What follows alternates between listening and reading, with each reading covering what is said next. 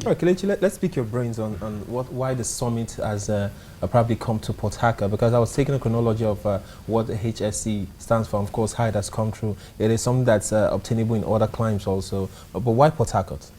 Okay, Port Harcourt is like one of the industrial hub of Nigeria.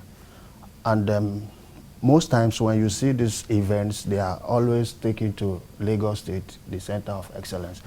And the people of the Niger Delta who are paying dearly for the environmental pollution being experienced, like if you come to a place like River State, for the past 3 years, we have been experiencing what is called soot. Soot, yes. Yeah, so by the time we take this summit down to the grassroots, we'll be able to tell people what they should know about their health, about their safety, and about their environment. Like my immediate past president just said, a family that purchases a generator, if they know about the health hazard that is involved in bringing it close where they will breathe in the fumes, they will know what to do. So bringing this summit to the city of Port Harcourt is something that everybody should be happy about, because most times we as HSE professionals, most times you see these programs are always held in Lagos. If I start counting, I'll tell you how many of these programs that have been held in Lagos. Is as if everything has been shifted from this part of the country where they actually need it the most, I guess. Yes, so that is why we are bringing it down to the grassroots. All right, you talked about the grassroots. Cletus, let's pick your brains also and find out how you hope to achieve the maximum goal, because we do know Nigerians are stubborn in a way also. Talk to me. Well, if you say stubborn, I may not totally agree, but just that. I did the same program with some group of persons who also talked about it. That period the suit was at the very peak, and we talked a whole lot about this. I think 2 episodes of it, and we still keep hearing people burning things, burning meat with tires and what have you, and we don't know if that is the major cause though. But even the state government and of course some abattoirs traded words at some point. So that's the reason I said perhaps Nigerians are really not understanding the length at which these things actually go into hampering their lives. Marvin, let me do a quick analogy or an example using this studio, for example. Go ahead. If you drop a liquid on this floor, let's say oil or water, if you are not aware, if you don't have the knowledge that if you step on that, you could die out of it. I'm sure some people will be surprised that there's a little water on the floor, or somebody can die out of it. How? That you step on that water or that liquid on the floor, you could slip, you fall. If God helps you, you hit your head in a place where you survive, either with an injury, you have something to show that, I had an injury. And perhaps tell the tale. Tells the tale. But if you hit your head on a sharp object and the head opens up and the person dies as a result, what will you say about that? So first thing, I think many of us Nigerians are not very aware. So we need to increase the awareness, which is one of the major reasons for this summit. Increase the awareness, reach the unreached, cover more industries, there's a lot of ground to cover.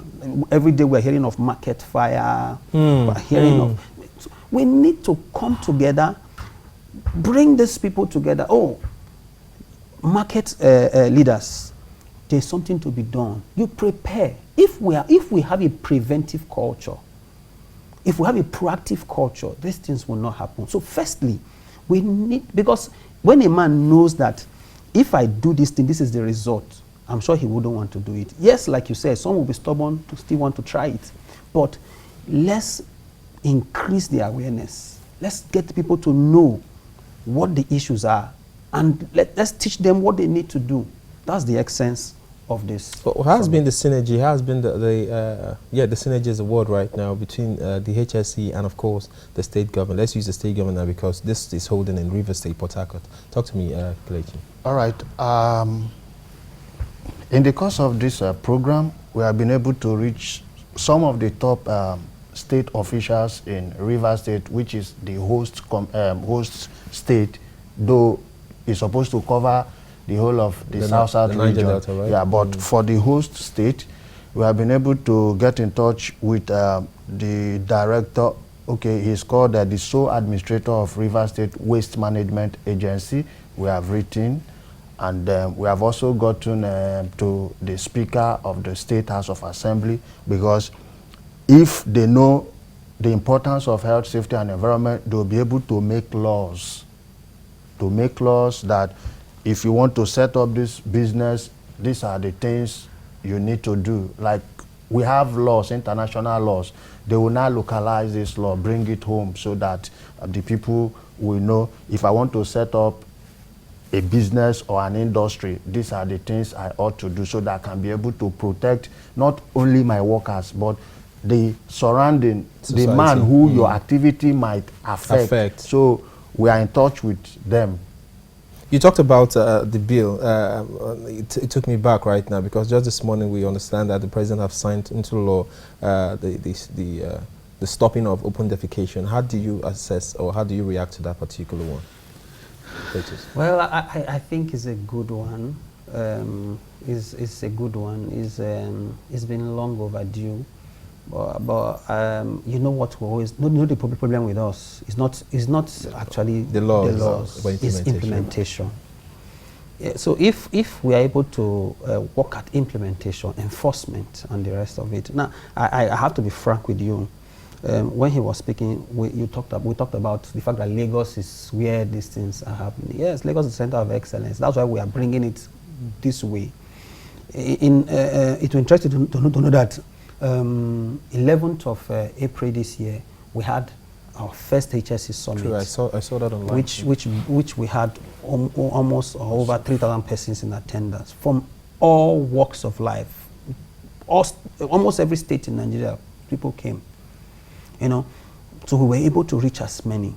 So in the same vein, like you're also asking, synergy, for this summit, we're having as many as possible of the stakeholders in safety. They will all be in this program, like we had the one in Lagos. As I live here now, I'm going to the Rivers State Ministry of Environment. Some of the committee members are working from Edo State, some are working from Akwa Ibom, working from different angles. So we are trying to see how we can all speak one voice, speak as one. Let's increase what we are discussing. I also want you to know that we are looking at reaching the industries that are not being reached. You know that, for example, in Nigeria, one of the biggest industries in Nigeria is farming. Okay. And nobody is talking about the farmers' safety. But we're also looking at that. By the grace of God, we will inform you next year when we are ready for that. So we are working with NICN and all stakeholders. We are gradually increasing the tempo and getting more persons to be aware. Right. I saw a clip, and I think that was showing while we were having this talk, the speakers. Who are the notable persons coming on board, and of course, what are the antecedents also? Okay, we have lots of speakers from different industries: manufacturing, the oil and gas industry, the servicing companies, students, market women, traders, from all industries. For example, we'll be having Mr. Thompson from ExxonMobil. We'll be having from Rivers State House of Assembly.